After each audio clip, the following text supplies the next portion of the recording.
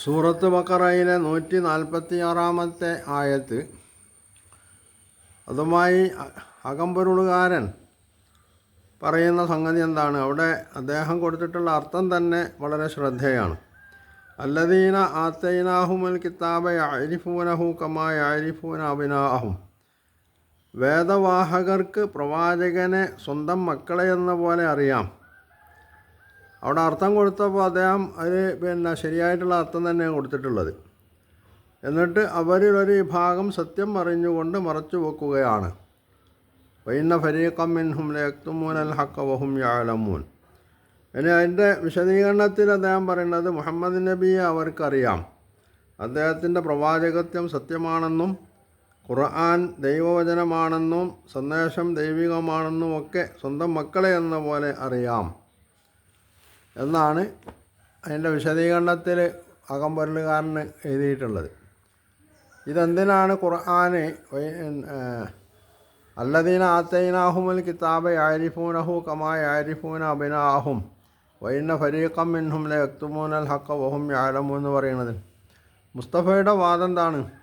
അകമ്പൊരുളുകാരൻ ഈ അകമ്പൊരുൾ എഴുതുന്നത് തന്നെ ഏത് വേദക്കാർക്കും അവരുടെ വേദമനുസരിച്ച് ജീവിക്കാം, എന്നാലും അവർക്ക് മോക്ഷം ലഭിക്കും. ഏത് മതക്കാർക്കും അവരുടെ മതമനുസരിച്ച് ജീവിക്കാം, എന്നാലും അവർക്ക് മോക്ഷം ലഭിക്കും. ഖുർആനെ തന്നെ അംഗീകരിക്കണം, അല്ലെങ്കിൽ മുഹമ്മദ് നബി സല്ലല്ലാഹു അലൈഹി വസല്ലമയെ തന്നെ പിൻപറ്റണം എന്നുള്ള യാതൊരു ഷാഠ്യവും ഖുർആനോ സുന്നത്തോ ഒന്നും മുന്നോട്ട് വെക്കുന്നില്ല. അത് ഇവിടെ പുരോഹിതന്മാരുടെ കാഴ്ചപ്പാടാണ്, അവരാണ് അത് മുന്നോട്ട് വെക്കണമെന്നൊക്കെയാണല്ലോ. ഇത് പ്രചരിപ്പിക്കാനാണ് അകമ്പൊരുളുകാരൻ അകമ്പൊരുൾ എഴുതുന്നത്. അപ്പോൾ ഖുർആൻ ഇവിടെ പറയുന്നത് എന്താണ്? അല്ലദീന ആത്തൈനാഹുമുൽ കിതാബ യഅരിഫൂനഹു കമാ യഅരിഫൂന അബ്നാഅഹും. തങ്ങളുടെ മക്കളെ എന്നതുപോലെ, തങ്ങളെ മക്കളെ അറിയുന്നത് പോലെ വേദക്കാർക്ക് പ്രവാചകനെ അറിയാം.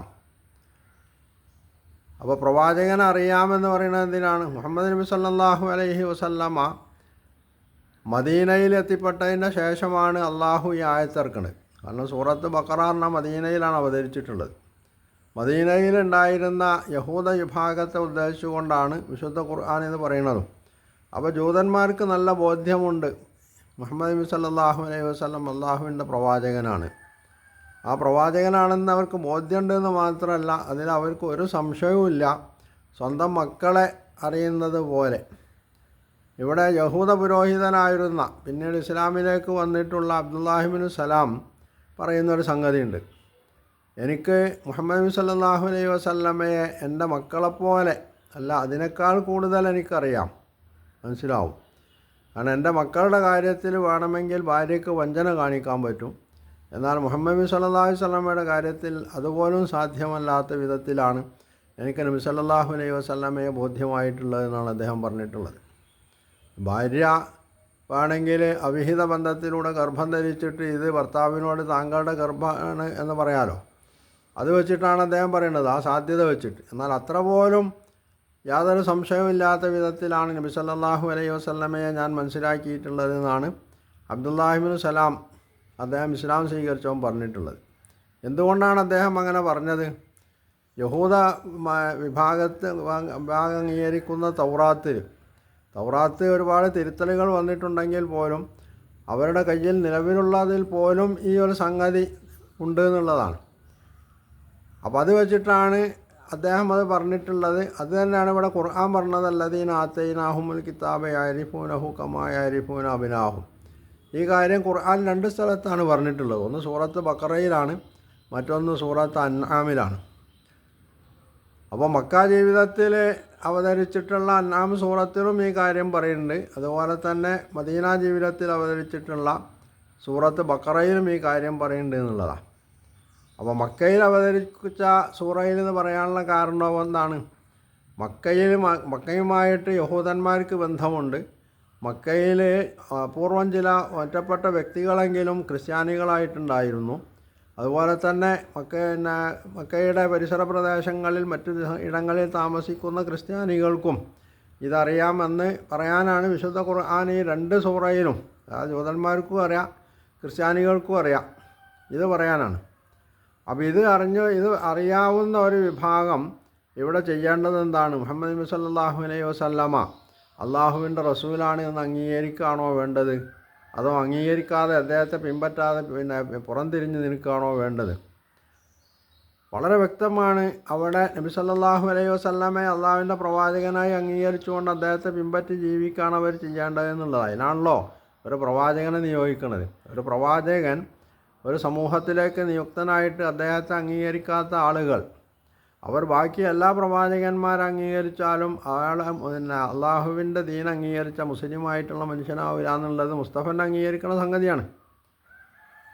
മുസ്തഫയുടെ മോക്ഷ സിദ്ധാന്തത്തിൽ പറയുന്നുണ്ട്. അപ്പോൾ ഇവിടെ മുഹമ്മദ് നബി സല്ലല്ലാഹു അലൈഹി വസല്ലമയെ അംഗീകരിക്കുക എന്നുള്ളത് ഏതൊരു ജൂതൻ്റെയും ക്രിസ്ത്യാനിയുടെയും ഇനി ഇവരൊന്നും അല്ലാത്ത ആളുകളുടെയും ബാധ്യതയാണെന്നാണ് ഇവിടെ ഖുർആൻ പറഞ്ഞത്. എന്നിട്ട് പിന്നെ ഖുർആൻ പറയുന്നത്, തുടർന്ന് പറഞ്ഞത് എന്താ?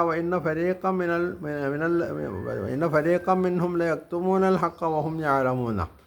അവരറിഞ്ഞുകൊണ്ട് യാഥാർത്ഥ്യത്തെ, അവരിൽ ഒരു വിഭാഗം അറിഞ്ഞുകൊണ്ട് യാഥാർത്ഥ്യത്തെ മറച്ചു വെക്കുന്നു എന്ന് പറഞ്ഞാൽ വേദക്കാരെല്ലാവരും ഈ തെറ്റ് ചെയ്യുന്നവരല്ല. അവരിൽ ഒരു വിഭാഗം ഇതറിഞ്ഞുകൊണ്ട് ഇസ്ലാമിലേക്ക് വന്നു, നബി സല്ലല്ലാഹു അലൈഹി വസല്ലമയെ അംഗീകരിച്ചു, നബി സല്ലല്ലാഹു അലൈഹി വസല്ലമയെ പിൻപറ്റി ജീവിക്കുന്നവരുണ്ട്. എന്നാൽ നല്ലൊരു വിഭാഗം അറിഞ്ഞുകൊണ്ട് തന്നെ ഇതിനെ മറച്ചു വെക്കുന്നുണ്ട്. ലയക്തുമൂനൽ ഹഖ്. കത്തമ്മ എന്ന് പറഞ്ഞിട്ടുണ്ടെങ്കിൽ മറച്ചു വെക്കാം. അതായത് ആളുകൾക്ക് വെളിപ്പെടുത്തി കൊടുക്കേണ്ട ഒരു യാഥാർത്ഥ്യം, സത്യം, അതവർക്ക് വ്യക്തമാക്കി കൊടുക്കാതെ മറച്ചു വെക്കുക. ഇതാണ് കത്തുമാൻ എന്ന് പറഞ്ഞാൽ. ഇതാണ് ഇവിടെ ഒരു നല്ല വിഭാഗം വേദക്കാരായിട്ടുള്ള ആളുകൾ ചെയ്യണതാണ്. അപ്പോൾ അതിൻ്റെ വിശദീകരണത്തിലാണ് അകമ്പൊരുളുകാരൻ പറയുന്നത്, മുഹമ്മദ് നബിയെ അവർക്കറിയാം, അദ്ദേഹത്തിൻ്റെ പ്രവാചകത്വം സത്യമാണെന്നും ഖുർആൻ ദൈവവചനമാണെന്നും സന്ദേശം ദൈവികമാണെന്നും ഒക്കെ സ്വന്തം മക്കളെ എന്ന പോലെ അറിയാം. ഇതിന് മേലെ ഒരു ഉപമ പറയാനില്ല. ഇതൊരു ഉപമയായിട്ടാണ് മൂപ്പര് സങ്കല്പിക്കുന്നത്. യഥാർത്ഥത്തിൽ ഇത് ഉപമയാണോ അതോ യാഥാർത്ഥ്യം പ്രസ്താവന പറഞ്ഞതാണോ? ഖുർആൻ ഇത് യാഥാർത്ഥ്യ ബോധത്തോടു കൂടിയാണ് പറയുന്നത്. അതിനെ ഉപമയായിട്ടല്ല കാണേണ്ടതും. ആവട്ടെ, എന്നാൽ പോലും നബി സല്ലല്ലാഹു അലൈഹി വസല്ലമയെ വേദക്കാർക്ക് അറിയാമെന്നും അദ്ദേഹം അള്ളാഹിൻ്റെ റസൂലാണെന്നും പിന്നെ വിശുദ്ധ ഖുർആൻ അള്ളാഹുവിൻ്റെ വചനാണെന്നൊക്കെ അവർക്ക് അറിയാമെന്നുള്ളത് മുസ്തഫനെ എഴുതുന്ന അകമ്പൊരുകാരൻ തന്നെ എഴുതുന്ന സംഗതിയാണ്. അപ്പോൾ ഇത് അറിഞ്ഞുകൊണ്ട് ഈ വസ്തുത ഒക്കെ മനസ്സിലാക്കിയിട്ടാണ് ഇവിടെ വേദക്കാരെ സംബന്ധിച്ച് ഖുർആൻ എന്താണോ അധിക്ഷേപിച്ചിട്ടുള്ളത് അതേ അധിക്ഷേപത്തിന് അകമ്പൊരുളുകാരനും വിധേയനാവുന്നത്. ലയക്തുമൂനൽ ഹഖ. ഇവിടെ അകമ്പൊരുളുകാരൻ മറച്ചു വെക്കുന്ന സത്യം എന്താണ്? മുഹമ്മദ് നബി സല്ലല്ലാഹു അലൈഹി വസല്ലം വരുന്നതോടുകൂടി അദ്ദേഹം കൊണ്ടുവന്നിട്ടുള്ള അള്ളാഹുവിങ്കൽ നിന്ന് കൊണ്ടുവന്നിട്ടുള്ള വിശുദ്ധ ഖുർആനിനെ അത് അംഗീകരിച്ചുകൊണ്ട് അത് പിൻപറ്റി അദ്ദേഹത്തിൻ്റെ പിന്നിൽ അണിനിരന്നുകൊണ്ട് ജീവിക്കുമ്പോഴാണ് അവർ അള്ളാഹുവിൻ്റെ ദീനിൻ്റെ ആളുകളായി മാറുക എന്നുള്ളതാണ് ഖുർആൻ അടിക്കടി പറഞ്ഞുകൊണ്ടിരിക്കുന്ന ഒരു സംഗതി. ഈ സംഗതിയെ ജൂത ക്രൈസ്തവ പുരോഹിതന്മാർ മറച്ചു വെക്കുന്നത് പോലെ ഇവിടെ അകമ്പൊരുളുകാരനും മറച്ചു വെക്കുന്നു. അപ്പോൾ ഇവിടെ യഹൂദ ക്രൈസ്തവ വിഭാഗങ്ങൾക്ക് ഇതിൻ്റെ പേരിൽ അള്ളാഹു എന്താണോ അവരെ അടുത്ത് ആക്ഷേപിച്ചിട്ടുള്ളത് അതേ ആക്ഷേപത്തിന് പാത്രീഭവിക്കുകയാണ് ഇവിടെ അകമ്പൊരുളുകാരനും ചെയ്യുന്നത് എന്നുള്ളതാണ്. അപ്പോൾ ദുഷ്ടലാക്കോടുകൂടി തെറ്റായിട്ടുള്ള കാര്യങ്ങൾ ജനങ്ങളുടെ മുമ്പിൽ അവതരിപ്പിച്ചിട്ട് അള്ളാഹുവിൻ്റെ ശാപത്തിനും കോപത്തിനും വിധേയനാവുക എന്നതാണ് ഇവിടെ യഥാർത്ഥത്തിൽ അകമ്പൊരുളുകാരനും സംഭവിച്ചിട്ടുള്ളത്. ഇനി വലിക്കുല്ലും വിജിഹത്തുൻ ഹുവ മുവല്ലിഹ എന്ന് പറയുന്ന 148 ആയത്തിൽ എല്ലാവർക്കും ഓരോ ദിശയുണ്ട്. വലിക്കുല്ലും വിജിഹ എന്നിട്ട് അദ്ദേഹം പറയാണ് അവർ അതിലേക്ക് തിരിയട്ടെ. ഇവിടെ യഥാർത്ഥത്തിൽ തിരിയട്ടെ എന്നത് ഒരനുവാദത്തിൻ്റെ പ്രയോഗമാണ്. അവർ അതിലേക്ക് അവരുടെ ദിശയിലേക്ക് തിരിയട്ടെ എന്നാണ്. എന്ന് പറഞ്ഞാൽ ലോകത്തുള്ള ഏത് മതക്കാർക്കും അവർ കിബിലയായിട്ട് അംഗീകരിക്കുന്നത് എന്താണോ അതുമായിട്ട് മുമ്പോട്ട് പോയാൽ മതി എന്നാണല്ലോ. അപ്പോൾ യഥാർത്ഥത്തിൽ ഖുർആൻ പറഞ്ഞത് എന്താണ്? വലിക്കുല്ലും വിജിഹത്തുൻ ഹുവ മുവല്ലിഹ. ഏതൊരു വിഭാഗത്തിനും അവരുടേതായിട്ടുള്ള ദിശയുണ്ട്, അവരതിലേക്കാണ് തിരിയുന്നത് എന്നാണ്. ഒരു വിഭാഗം അംഗീകരിക്കുന്നത് അതാണെന്ന് പറയുന്നതും അവരത് അംഗീകരിച്ചു കൊള്ളട്ടെ എന്ന് പറയുന്നതും തമ്മിൽ വളരെ വ്യത്യാസമുണ്ട്. അംഗീകരിക്കുന്നതാണ് കാരണം അവരുടെ നിലപാടതാണ്, അവർ അതിൻ്റെ പിന്നാലെയാണ് പോണത്. എന്നതാണ്. അംഗീകരിക്കട്ടെ എന്ന് പറയുമ്പോഴോ അതവർക്ക് അനുവാദം നൽകിയിരിക്കുന്നു, അവർക്ക് അതുമായിട്ട് മുമ്പോട്ട് പോവാം, അവർ ഇത് തന്നെ അംഗീകരിക്കണമെന്നില്ല എന്ന് പറഞ്ഞാൽ അവർ ഇസ്ലാം അംഗീകരിക്കണമെന്നില്ല, മുഹമ്മദ് നബിയുടെ ഖിബല അംഗീകരിക്കണമെന്നില്ല എന്ന് ഖുർആൻ അനുവദിക്കുന്നു എന്നാണ്. അവർ അതിലേക്ക് തിരിയട്ടെ എന്ന് അർത്ഥം പറയുമ്പോൾ വരാം, അങ്ങനെ ഒരു അർത്ഥം അതിന് പറയാനും പറ്റൂല. മുവല്ലിഹ എന്ന് പറഞ്ഞാൽ ആ വിഭാഗം അതിലേക്ക് തിരിയുന്നു എന്നാണ്. അപ്പോൾ ആ തിരിയുന്നത് ശരിയാണോ അല്ലേ എന്നുള്ളത് മറ്റൊരു സംഗതിയാണ്. അതുകൊണ്ട് ഖുർആൻ തുടർന്ന് പറഞ്ഞു, ഫസ്തബിഖുൽ ഖൈറാത്തി, നിങ്ങൾ ചെയ്യേണ്ടത് എന്താണ്? ഖൈറാത്ത്, നന്മകളിൽ മുന്നേറുക എന്നുള്ളതാണ്. ഇവിടെ നന്മ പറഞ്ഞാൽ എന്താ? അള്ളാഹു മുഹമ്മദ് നബി സല്ലല്ലാഹു അലൈഹി വസല്ലമയെ നിയോഗിച്ചു, അദ്ദേഹത്തിന് ഖുർആൻ അവതരിപ്പിച്ചു കൊടുത്തു. അദ്ദേഹം മദീനയിലേക്ക് ഹിജറ ചെയ്യുന്നതിൻ്റെ ശേഷം കുറച്ചു കാലം അദ്ദേഹം ബൈത്തുൽ മഖ്ദിസിനെ ഖിബലയായി മുസ്ലിം അംഗീകരിച്ചു. അതിനുശേഷം ഇപ്പോൾ ഇതാ മക്കയെ കഅബയെ ഖിബലയായി അംഗീകരിച്ചിരിക്കുന്നു. അദ്ദേഹത്തിന് അള്ളാഹു നിർണയിച്ചു കൊടുത്തിരിക്കുന്നു. അദ്ദേഹവും അദ്ദേഹത്തിൻ്റെ ആളുകളും അനുയായികളും ആ ഖിബലയെയാണ് അംഗീകരിച്ചിട്ടുള്ളത്. ഇതാണ് യഥാർത്ഥത്തിൽ ലോകം അംഗീകരിക്കേണ്ടത്.